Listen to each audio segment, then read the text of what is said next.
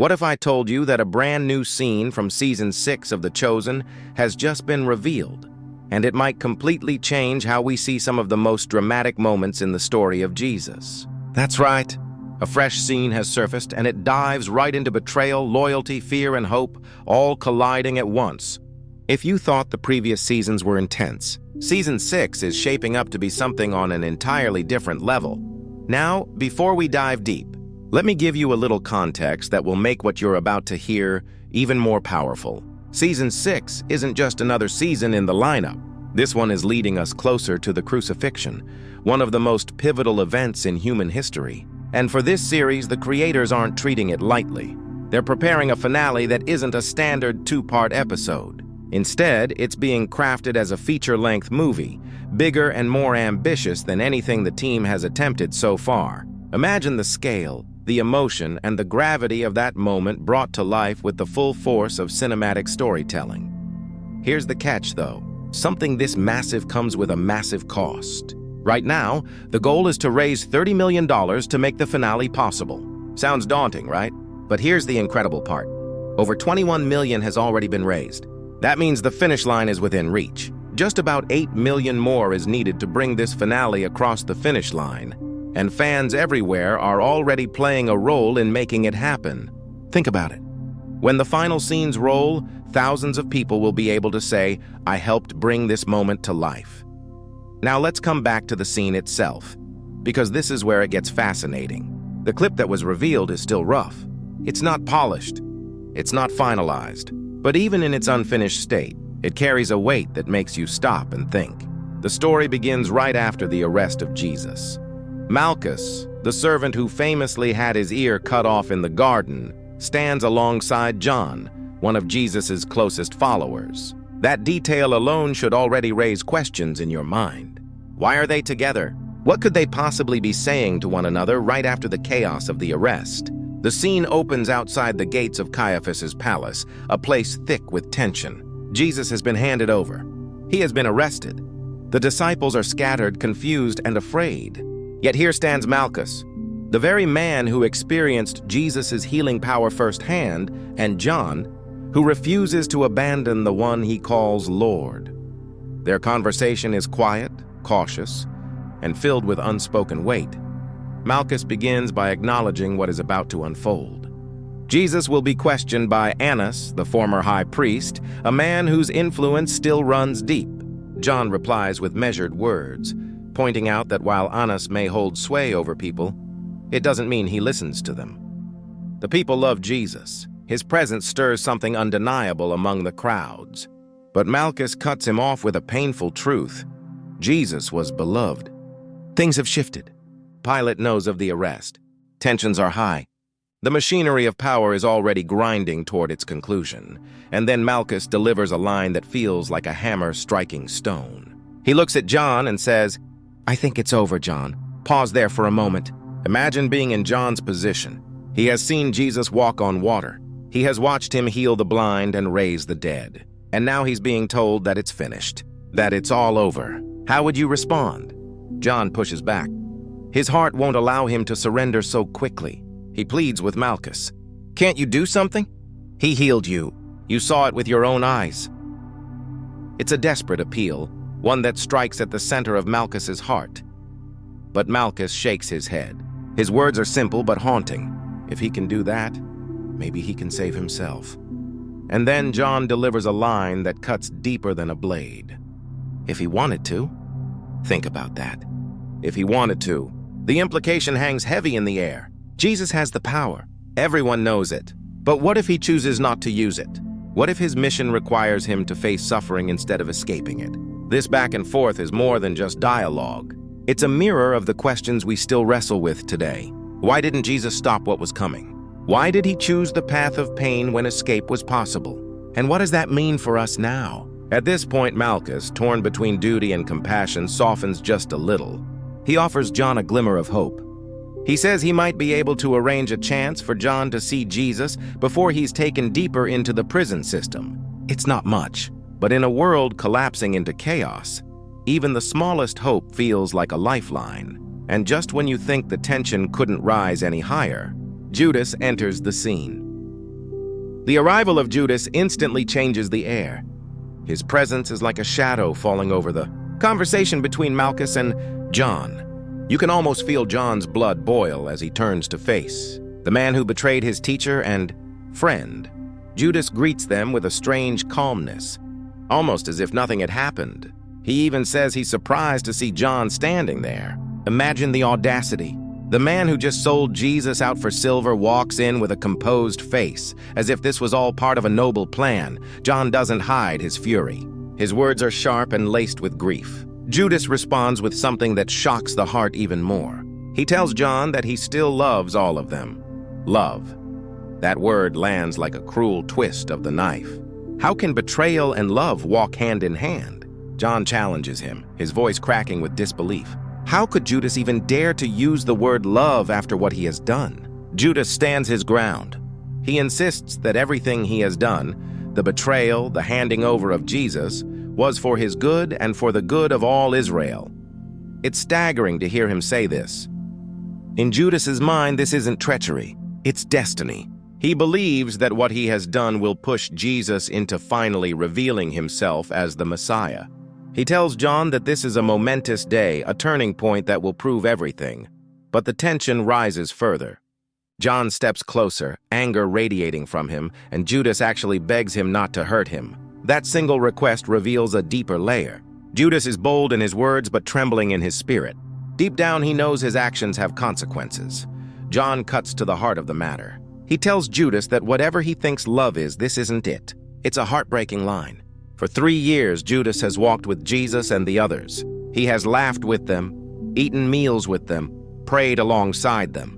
And now John looks him in the eye and tells him that he has no idea what true love really is. But Judas doesn't back down. He begins to justify himself with Scripture. He recalls how their rabbi taught them that the greatest commandment was to love God with all their heart and mind. He explains that he has thought about this decision from every possible angle, and the conclusion he's reached is that it had to be done this way. His reasoning drips with conviction. John, unconvinced, fires back with a sharp line. I'm sure it must be nice to be so certain. That response slices through Judas's confidence.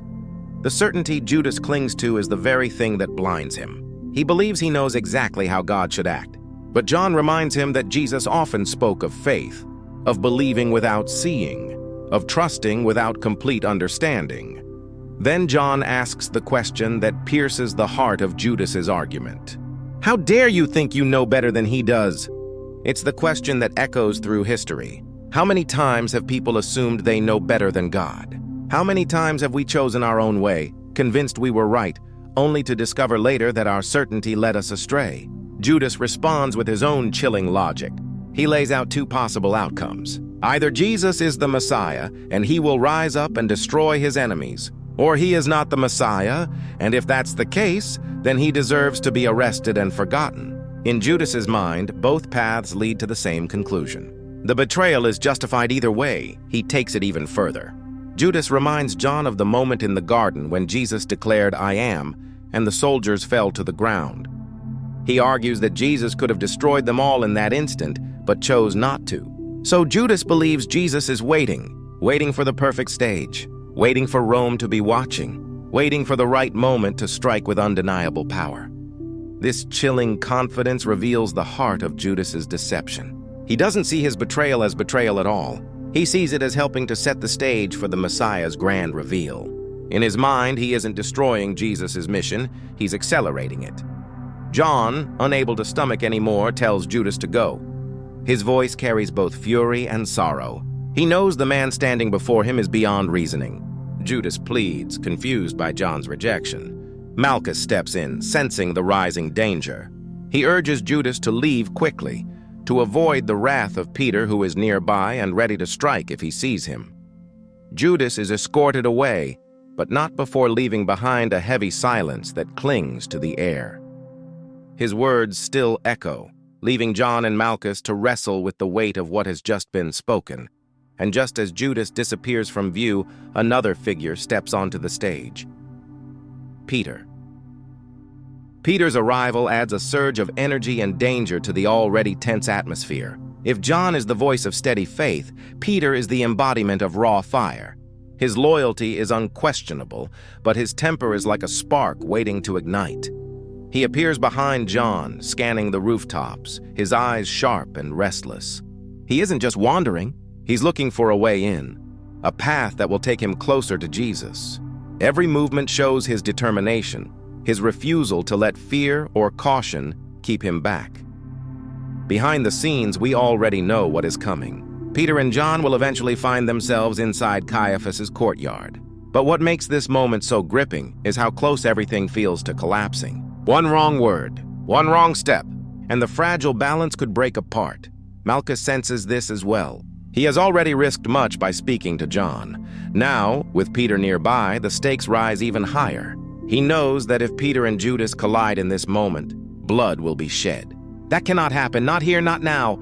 John turns to Judas with a sharp warning. Trust me, you do not want Peter to find you right now. His words are heavy with threat. Peter's anger at Judas's betrayal is burning hotter than words can describe. If they met face to face, the outcome would be brutal.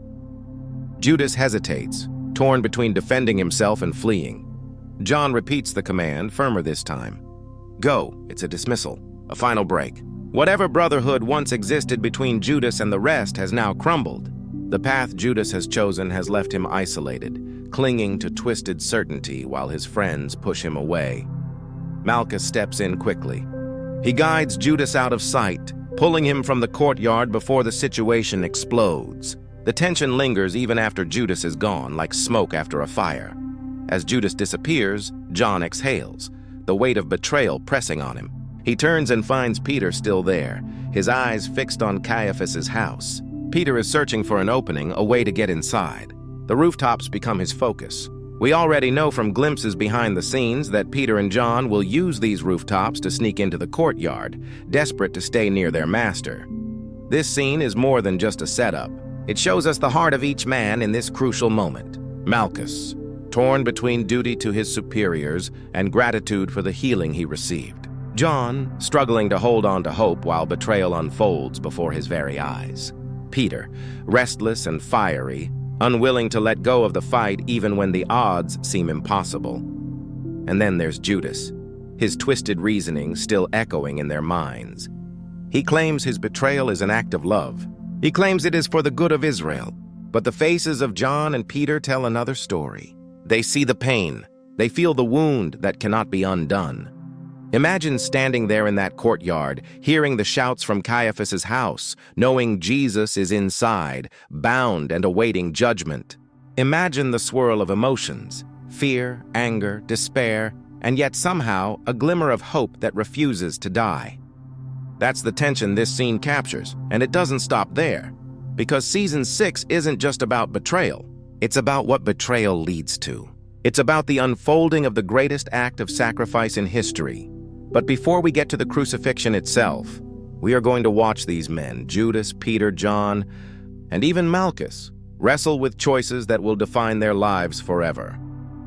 What happens next between Judas and the disciples?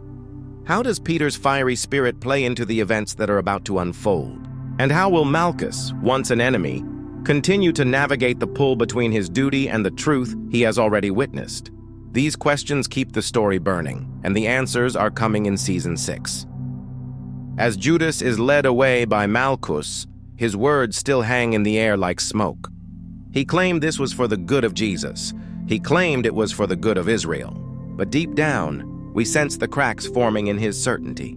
He hides them well in this moment, speaking with boldness, but the seeds of regret are already planted, and those seeds will soon grow into despair. The heartbreaking reality is that Judas still believes he is right. He thinks he's forcing Jesus to reveal his power, to stand before Rome and tear down their rule. He imagines a Messiah crowned with glory, not a Messiah wearing thorns. That single misunderstanding drives him to betrayal. And it's the very same misunderstanding that will shatter him later when the truth is revealed. John knows it. Peter knows it. Even Malchus, standing between worlds, seems to sense it.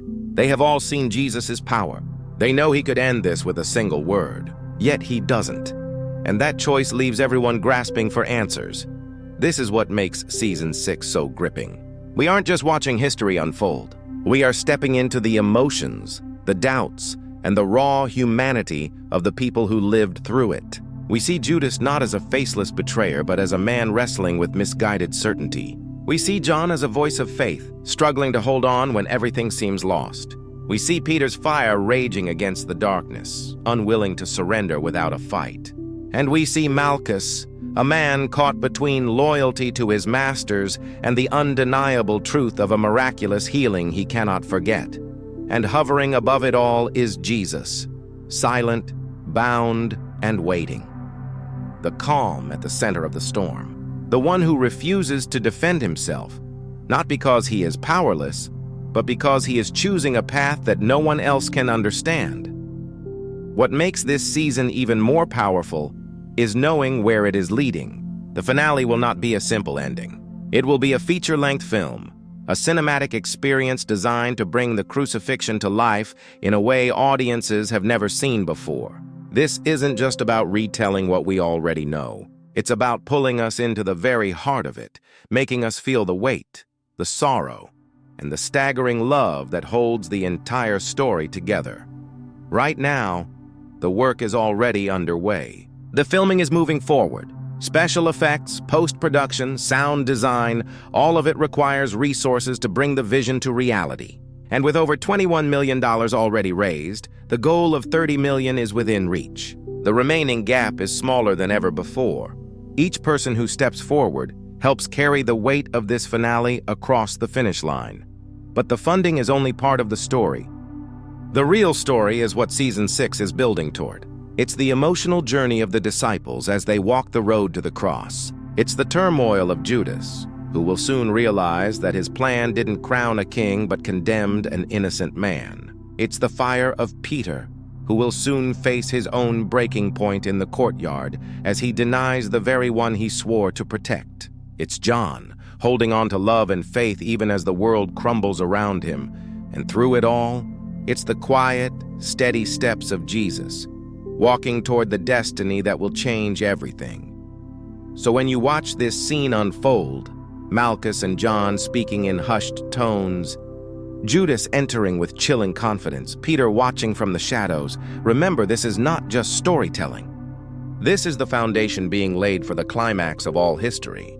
The betrayal, the trial, the crucifixion, and ultimately, the resurrection that will shatter the darkness forever. Season 6 promises to bring us face to face with the cost of love, the pain of betrayal, and the power of redemption. Every moment, every conversation, every choice is building to that moment on the cross. And when it arrives, it will not just be a story on a screen. It will be a reminder of a love so fierce that it chose suffering when escape was possible, silence when defense was justified, and death when life could have been preserved. This is the story that continues to move hearts across centuries. And now, with Season 6, we will step into it like never before. So ask yourself this: are you ready to see betrayal, love, faith, and sacrifice collide in a way that will leave you breathless? Because this new scene is only the beginning. The most powerful chapters are yet to come.